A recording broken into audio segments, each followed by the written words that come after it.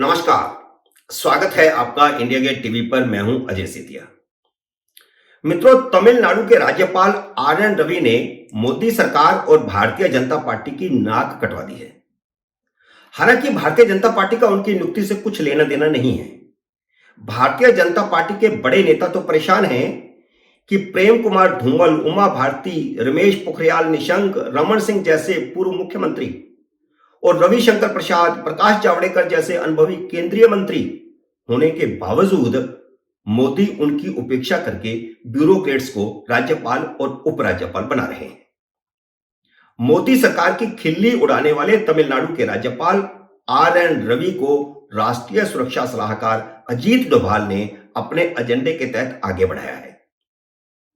IB में अपने junior रह चुके आर.एन. रवि को पहले उन्होंने अपना उपराष्ट्रीय सुरक्षा सलाहकार बनवाया, फिर छोटे से राज्य नागालैंड में राज्यपाल बनवा दिया और मौका मिलते ही बड़े और संवेदनशील राज्य तमिलनाडु में राज्यपाल बनवाकर भेज दिया। आर.एन. रवि एक तानाशाह की तरह व्यवहार कर रहे हैं। उनकी हालत यह है जैसे अंधे के हाथ में बटेर लग गया हो। तमिलनाडु में अपने अभिभाषण में उन्होंने मनमाने ढंग से राज्य का नाम ही बदल डाला।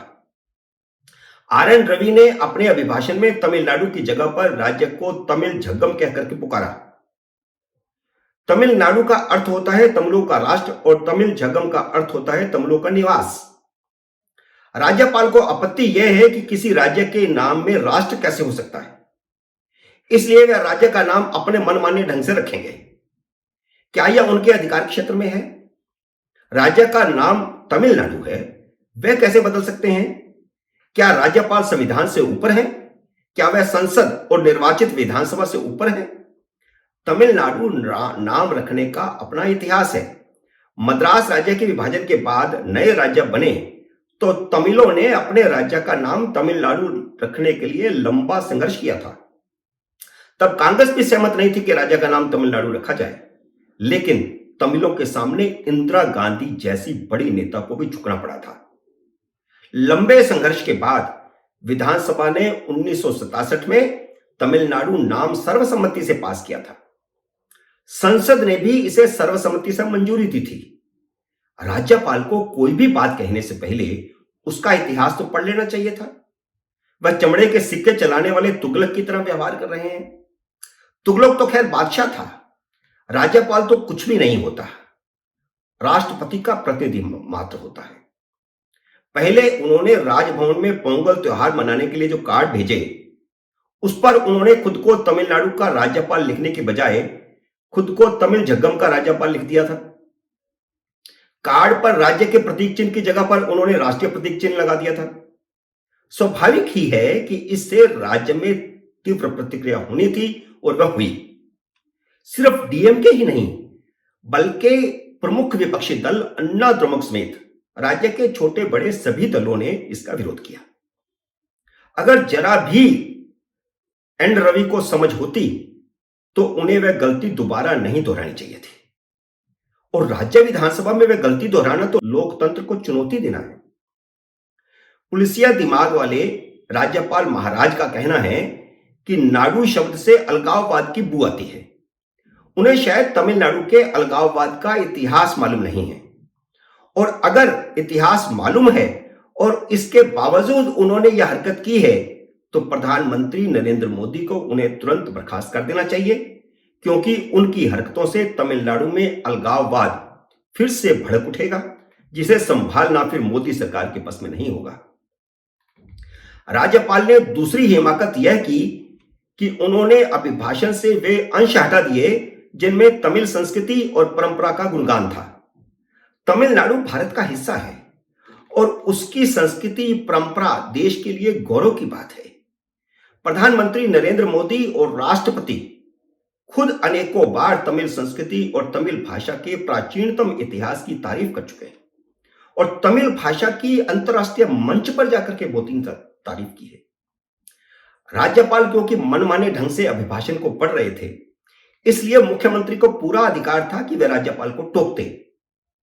मुख्यमंत्री एम.के. स्टालिन ने विधानसभा में मूल अभिभाषण को ही रिकॉर्ड में रखने का प्रस्ताव पास करवाकर अपनी सरकार की गरिमा बचाने का काम किया जो उनका अधिकार और कर्तव्य भी था। राज्यपाल राष्ट्रपति सरकार का लिखा हुआ अभिभाषण ही पढ़ते हैं। क्या वह राष्ट्रपति से भी ऊपर हो गए? केंद्र सरकार हो या राज्य सरकार, अभिभाषण सरकार तैयार करती है।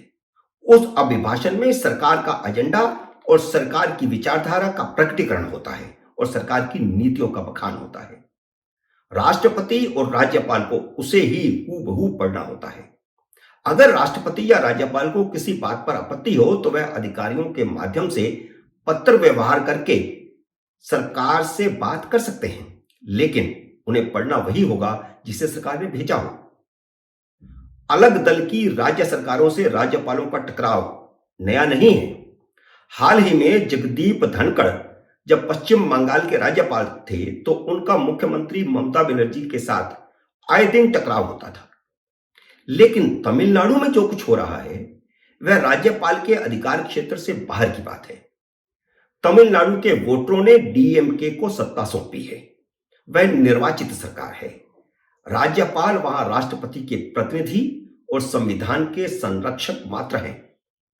उस अभिभाषण में न तो कुछ केंद्र सरकार के खिलाफ था, न संविधान के खिलाफ था।